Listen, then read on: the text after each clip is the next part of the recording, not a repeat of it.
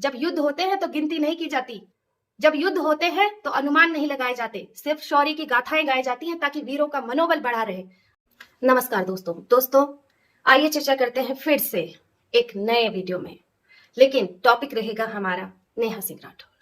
ये टॉपिक इसलिए बढ़ता जा रहा है क्योंकि लोग इसे बढ़ाते जा रहे हैं और नेहा सिंह राठौर खुद भी इसकी जिम्मेदार है। कई लोग मुझे कमेंट्स में आके बोल रहे हैं कि तुम बीजेपी ज्वाइन कर लो, तुम्हें बीजेपी से पैसे मिले हैं। उनको मैं ये जवाब देना चाहती हूँ, मुझे कोई जरूरत नहीं है किसी पार्टी से पैसा लेने की, क्योंकि मैं जिस क्षेत्र से आती हूँ, पहले तो वो उस घर, हर एक घर से एक आर्मी, एक नेवी, एक एयरफोर्स में सैनिक होता है। हमारे घरों में हर एक इंसान के अंदर देशभक्ति कूट कूट के भरी हुई है। और इस समय जबकि मैं ये वीडियो बना रही हूँ, मेरे घर से कई सारे सदस्य, कोई आर्मी में, कोई नेवी में और कोई एयरफोर्स में, दुश्मनों से लोहा ले रहा है। कोई बंकर में बैठा है, कोई इस समय मिसाइलें ताने हैं। और इस समय मैं आपके सामने ये वीडियो बना रही हूँ और हम लोगों को कभी भी वोट डालने का मौका नहीं मिलता, ना छुट्टी मिलती है स्पेशल कि आज आप वोट डाल के आइए। आर्मी पर्सन्स की फैमिली और आर्मी पर्सन्स कभी वोट डालने नहीं जाते हैं आप लोगों की तरह, बीजेपी, कांग्रेस और अलानी ढमकानी पार्टी। ना हम लोगों को ये परमिशन होती है कि अनाप शनाप बोला जाए सोशल मीडिया पर जाकर। हम आर्मी के रूल रेगुलेशन से चलते हैं, एयरफोर्स के रूल रेगुलेशन से चलते हैं।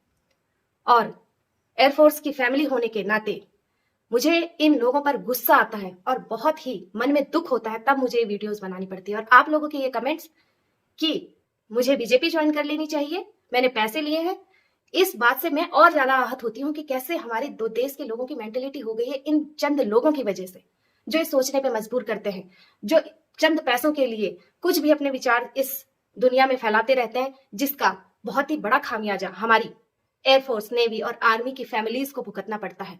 हमें दुख होता है इनके वर्ड सुनकर।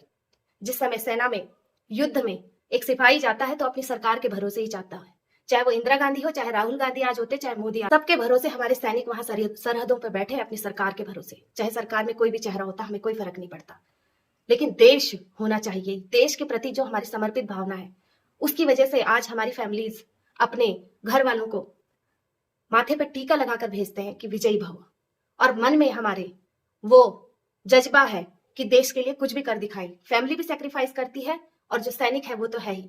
घर में बैठे हम आज इंतजार कर रहे हैं अपने परिजनों का कि कब वो लौट कर आएंगे, कब विजय तिलक माथे पर होगा। और आज आप ये बातें करती हैं सोशल मीडिया पर, ये डालती हैं कि से नो टू वॉर। आज आपको पता चल रहा है कि किसका नुकसान हो रहा है। जब महाभारत का युद्ध भी हुआ था, जब अर्जुन भी पीछे हटने लगा तो श्री कृष्ण ने भी उनको यही कहा था, कोई फर्क नहीं पड़ता कितने ही अब लोगों की जाने जाए, क्योंकि जब सत्य के लिए लड़ा जाता है तो पांव पीछे नहीं करना चाहिए, सबसे बड़ा पांव वही है। और आज जब हमारी पूरी आर्मी, एयरफोर्स और नेवी के हाथ खुले हैं, तब आप उन्हें बांधना चाहती हैं। आज तक आर्मी इतनी खुश कभी नहीं थी, आज तक नेवी और एयरफोर्स इतनी खुश कभी नहीं थी जितनी आज है, क्योंकि आज उनके पास कोई हिसाब देने का झंझट नहीं है। उन्हें किसी को कोई हिसाब नहीं देना है, उनको जो सही लगता है और जिस समय आर्मी, एयरफोर्स, नेवी के जो ऑफिसर्स हैं वो डिसीजन लेंगे वो माना जाएगा, जो जरूरत पड़ती है वो माना जाएगा। आपने कभी लगता है तवांग पर जाकर उस वॉर मेमोरियल पे पढ़े, नाम नहीं पढ़े, जहां हमारे गढ़वाल रेजिमेंट के लोगों के, वीरों के नाम छपे हुए हैं। उन लोगों के नाम देखकर आपके अगर आंखों से आंसू नहीं छूटे तो आप लोगों को डूब मरना चाहिए। जो लोग वहां पर चाइना बॉर्डर पर लड़ने के लिए गए और नेहरू का इंतजार करते रह गए कि कब एयरफोर्स आएगी, एयरफोर्स नहीं आई। लास्ट सैनिक हमारे उत्तराखंड से उसका गर्दन काट करके चाइना के लोग ले गए, लेकिन आप लोगों को शर्म नहीं आती। उन घटनाओं को आप लोग याद नहीं रखते क्योंकि आप लोगों के घरों से कोई वहां पर बैठा नहीं है बॉर्डर पर। शर्म आनी चाहिए आप लोगों को। आप लोगों के बयान देख करके, नेहा सिंह राठौर के ये वर्ड्स देख करके मुझे उन लोगों पे तरस आता है जो इस तरीके के कमेंट करते हैं और उनको शेरनी बता रहे हैं। शेरनी वो अगर होती, उनके अंदर देश प्रेम का जज्बा होता तो आज तक तो कितने गीत बन चुके होते आर्मी की शौर्य गाथाएं गाते हुए।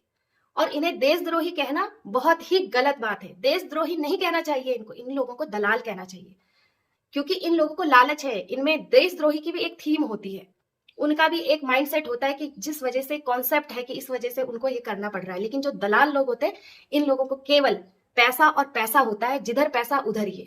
तो इन लोगों का कोई माइंडसेट नहीं है, इन लोगों को दलाल कहना चाहिए। और इन लोगों के लिए कोई सजा नहीं, सजा इन्हें समाज ही दे सकता है, इन लोगों के मुंह पर थूक कर, ताकि जब इन्हें पता चले कि ये इज्जत नहीं कमा रहे हैं, बेशर्मी की हद पार कर चुके हैं, तब जाके इन लोगों को शर्म आएगी और तब जाके ये लोग सही बातें बोलना शुरू करेंगे।